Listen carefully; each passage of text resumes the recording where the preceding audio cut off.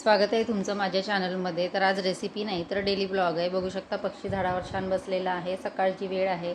पक्ष्यांची इथं घरटं आहे, त्याच्यामध्ये 3 पिले दिलेली आहे पक्ष्यांनी, त्यामुळे पक्षी तिथेच असतो आणि सकाळी सकाळी छान पक्ष्यांची चिवचिव चालू असते. तर अशा पद्धतीने ते छान छोटंसं घरटं बांधलेलं आहे पक्ष्यांनी. आणि इथे टी व्हीचा नेट संपलेला आहे, त्याच्यामुळे टी व्ही बंद.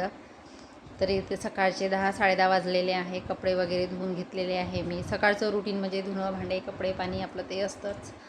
आणि त्यात आमच्या इकडे वातावरण सध्या खूप पावसाचं आहे. सकाळी थोडी ऊन असते आणि दुपार झाली की मग लगेच पावसाचं वातावरण, एकदम आभाळ भरून येतो. विजा आणि हवा भरपूर प्रमाणामध्ये असतं. त्यानंतर किचन क्लिनिंग झालेली आहे. इथे भाजीपाला आणलेला आहे. भाजीपाला मला तो ठेवायचा आहे, कारण मग याच्यामध्ये ठेवला एकत्र सर्व तर मग तो निवडायला खूप जड जातो. त्याच्यामुळे मी भाजीपाला आणला की लगेच निवडून घेते, मग बरं पडतं आपल्याला. वेळेवर भाजी निवडा आणि हे करा, त्यापेक्षा आधीच निवडून ठेवते. त्यानंतर इथे देवाची उटी करायची होती मला, तर इथे आम्ही दही किंवा दुधाने धुत असतो, नंतर पाण्याने.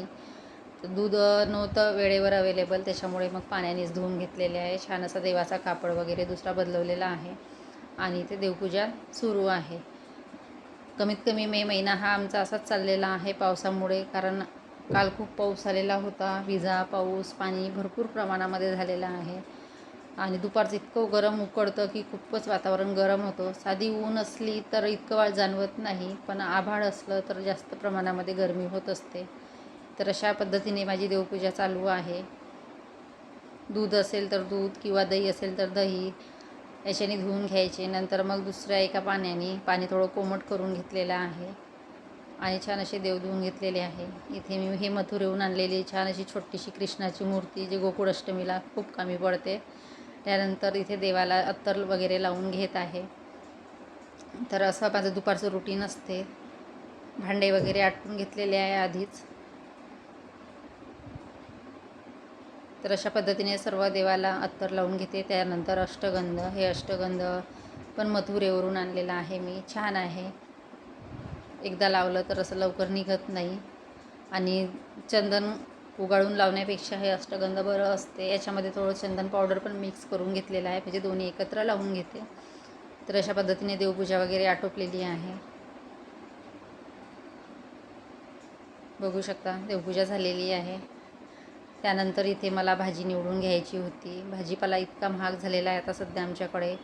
सांबाराची साधी जुडी म्हटलं तर ती 10 की 15 रुपयाला आहे. टमाटर 40 रुपये किलो, त्यात बटाटे 30 ते 40 रुपये किलो. आणि भाजी घ्यायचं म्हटलं तर खूप प्रश्न पडतो, कारण भाज्या तर सर्वच आहे मार्केटमध्ये, पण खाणाऱ्यांचा प्रॉब्लेम असतो. मुलगी बऱ्याच भाज्या खात नाही, त्याच्यामुळे मग सहसा बटाटे टमाटर घेऊन येते मी. बटाटे असले तर मग कधीही वेळेवर भाजी करता येते. त्यानंतर इथे छोटे छोटे वांगे होते, ते वांगे आणलेले आहे. आमच्या इकडे जांभळे वांगे मिळतात, हिरवी वांगी मिळत नाही.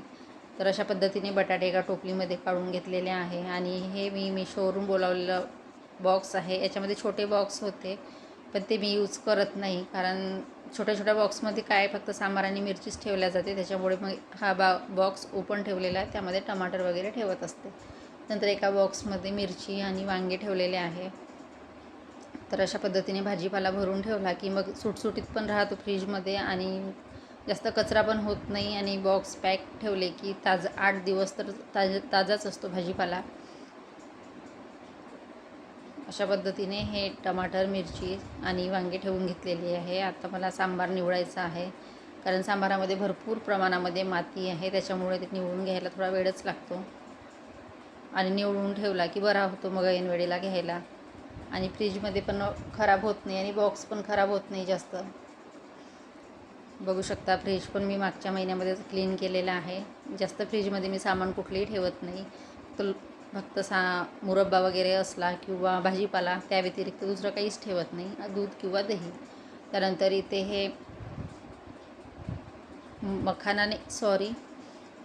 मशरूम आहेत, ते ठेवलेले आहे. आणि हे मी आंबा पापड केलेला होता, तर त्याचे असे छान काप करून घेतलेले आणि ते पण फ्रीजमध्ये ठेवलेले आहे.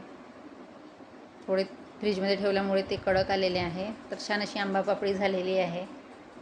याचा व्हिडिओ मी पूर्ण टाकलेला आहे, आंबा पापड कसा करायचा तो.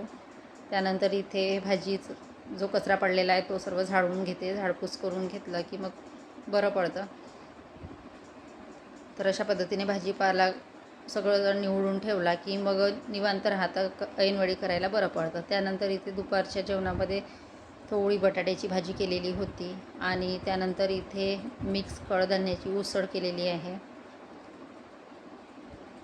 सर्व कडधान्ये थोडे थोडे भिजत घालून त्याची उसळ छान होते खायला. त्यानंतर इथे आंब्याचा रस केलेला आहे. आंब्याच्या रसासोबत शेवड्या उकडलेल्या आहे. तर अशा प्रकारे माझा ब्लॉग होता. आवडला असेल तर लाईक करा, शेअर करा. Bye bye.